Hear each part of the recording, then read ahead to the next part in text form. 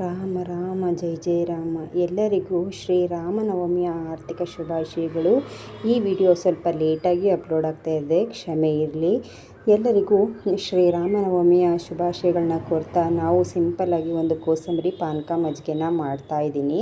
ಇದೊಂದು ವಾಡಿಕೆ ಅಂತಲೇ ಹೇಳ್ಬೋದು, ಎಷ್ಟು ಶತಮಾನಗಳಿಂದ ನಡೆದುಕೊಂಡು ಬರ್ತಾ ಇದೆ ಇದು. ಹಾಗೆ ನಾನಿಲ್ಲಿ ಒಂದು ಚಿಕ್ಕ ಬೌಲ್ ಅಂದರೆ ಕಡಿಮೆ ಕ್ವಾಂಟಿಟಿನಲ್ಲಿ ಮಾಡ್ತಿರೋದು. ಸ್ವಲ್ಪ ನೆನೆಸಿರುವಂಥ ಹೆಸರುಬೇಳೆ ಅರ್ಧ ಗಂಟೆ ನೆನೆಸಿ ಅದನ್ನು ನೀರೆಲ್ಲ ತೆಗೆದು ಹಾಕ್ಕೊಂಡಿದ್ದೀನಿ. ಹಾಗೆ ಹೆಚ್ಚಿರುವಂತಹ ಸೌತೆಕಾಯಿ ಹಾಕ್ಕೊಂಡಿದ್ದೀನಿ.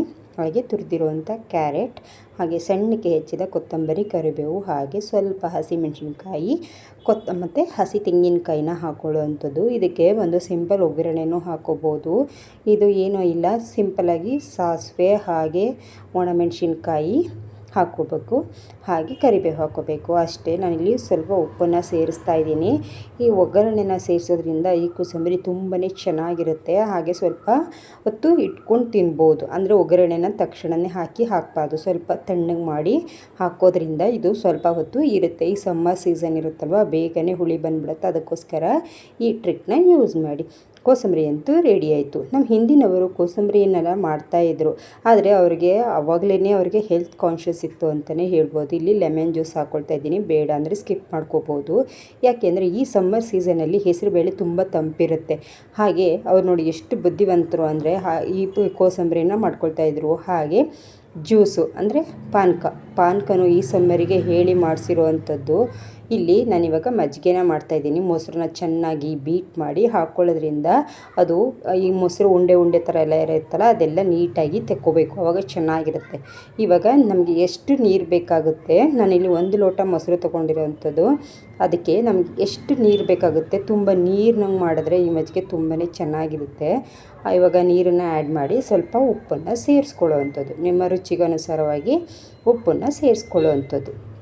ಹಾಗೆ ಇದಕ್ಕೂ ಕೊತ್ತಂಬರಿ ಸೊಪ್ಪು ಹಾಗೆ ಮತ್ತು ಹಸಿಮೆಣ್ಸಿನ್ಕಾಯಿನ ಸಣ್ಣದಾಗಿ ಹೆಚ್ಚಿ ಹಾಕೋಬೋದು, ಬೇಡ ಅನ್ನೋರು ಸ್ಕಿಪ್ ಮಾಡ್ಕೋಬೋದು. ಇಷ್ಟೇ, ಮಜ್ಜಿಗೆನೂ ಸಹ ರೆಡಿ ಆಯಿತು.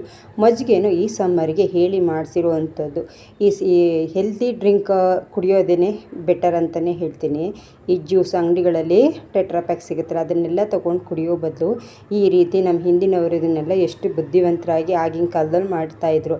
ಆದರೆ ನಾವೀಗ ಅವರನ್ನೇ ಫಾಲೋ ಮಾಡ್ತಾಯಿದ್ವಿ. ಅವ್ರನ್ನ ದೊಡ್ಡರು, ನೀವು ಹಿಂದಿನ ಕಾಲದವರು ನಿಮಗೇನು ಗೊತ್ತಾಗಲ್ಲ ಅಂತ ನಾವು ಹೇಳ್ತಾ ಇದ್ವಿ, ಆದರೆ ನಾವಿವಾಗ ಅವರನ್ನೇ ಫಾಲೋ ಮಾಡ್ತಾಯಿದ್ದೀವಿ. ನಾನಿಲ್ಲಿ ಕರ್ಬೂಜ ಜ್ಯೂಸ್ ಮಾಡ್ತಾಯಿದ್ದೀನಿ. ಪಾನಕನ ಕರ್ಬೂಜ ಹಣ್ಣನ್ನು ಕಟ್ ಮಾಡಿ ಹಾಕ್ಕೊಳ್ತಾ ಇದ್ದೀನಿ. ಹಾಗೆ ಏಲಕ್ಕಿ ಪೌಡರು, ಹಾಗೆ ಇದಕ್ಕೆ ಬೆಲ್ಲನ ಸೇರಿಸಿ ಚೆನ್ನಾಗಿ ಗ್ರೈಂಡ್ ಮಾಡಿದ್ರೆ ಕರ್ಬೂಜ ಜ್ಯೂಸು ಸಹ ರೆಡಿ ಆಗುತ್ತೆ. ಇದಕ್ಕೆ ನೀರನ್ನು ಹಾಕಿ ನಾವು ಎಷ್ಟು ಬೇಕು ತಿಕ್ನೆಸ್ಸು ಮಾಡ್ಕೋಬೋದು. ರಾಮ ಧರ್ಮ, ಸತ್ಯ ಮತ್ತು ನ್ಯಾಯಕ್ಕೆ ಪ್ರತೀಕ ಅಂತ ಹೇಳ್ಬೋದು. ಪ್ರತಿಯೊಬ್ಬ ತಂದೆ ತಾಯಿಯೂ ಸಹ ಇಂಥ ಮಗ ಇರಲೇಬೇಕು ಅಂತಲೇ ಆಸೆ ಪಡ್ತಾರೆ. ನಮ್ಮ ಜೀವನದಲ್ಲಿ ಸದ್ಮಾರ್ಗ ನಡಿಬೇಕು ಅಂದರೆ ಶ್ರೀರಾಮನೇ ನಮಗೆ ಪ್ರೇರಣೆ ಅಂತಲೇ ಹೇಳ್ಬೋದು. ನಾವು ಇವಾಗ ಆಂಜನೇಯ ಟೆಂಪಲ್ಗೆ ಹೋದಾಗ ಅಲ್ಲಿ ಹನುಮನ್ನ ನಾವು ನೆನೆಸ್ಕೊಳ್ಳೋ ಬದಲು ಶ್ರೀರಾಮ ರಾಮ ಅಂತ ಜಪ ಮಾಡಿದ್ರೆ ಅದು ನಮ್ಮ ಹನುಮಂತನಿಗೆ ತುಂಬಾ ಇಷ್ಟ ಆಗುತ್ತೆ. ರಾಮದೇವರನ್ನ ಜಪ ಮಾಡೋದ್ರಿಂದ ಹಾಗೆ ನಮ್ಮ ಇಷ್ಟಾರ್ಥನ ಬೇಗ ಈಡೇರಿಸ್ತಾರೆ ಅಂತ ಹೇಳ್ತಾರೆ. ನನಗೂ ಇದನ್ನು ಯಾರೋ ಹೇಳಿದ್ದು, ಅದನ್ನು ನಾನು ನಿಮ್ಮ ಜೊತೆ ಶೇರ್ ಮಾಡ್ತಾಯಿದ್ದೀನಿ. Thank you for watching. ಶ್ರೀರಾಮನ ಆಶೀರ್ವಾದ ನಿಮ್ಮೆಲ್ಲರಿಗೂ ಸದಾ ಇರಲಿ. ನಮ್ಮೆಲ್ಲರ ಕಷ್ಟ ಮತ್ತು ಆಸೆಗಳನ್ನ ಈಡೇರಲಿ, ಕಷ್ಟಗಳನ್ನ ಪರಿಹಾರ ಮಾಡಲಿ ಅಂತ ಹೇಳ್ತೀನಿ. Thank you for watching. Next ಸಿಗೋಣ. ಹಾಗೆ ಈ ಮೂಲಕ ಇನ್ನೊಂದು ವಿಷಯ ಹೇಳ್ತೀನಿ. ಮನೆಗೆ ಈ ರಾಮನವಮಿನಲ್ಲಿ ಯಾರೇ ಮನೆಗೆ ಬಂದರೂ ಈ ಪಾನಕ, ಮಜ್ಜಿಗೆ ಹಾಗೆ ಕೋಸಂಬರಿನ ಕೊಡೋದ್ರಿಂದ, ಪರಸ್ಪರ ವಿಶ್ ಮಾಡ್ಕೊಳ್ಳೋದ್ರಿಂದ ತುಂಬ ಒಳ್ಳೆಯದು ಅಂತ ಹೇಳ್ತಾರೆ. ಇದನ್ನು ನೀವು ಸಹ ಫಾಲೋ ಮಾಡಿ.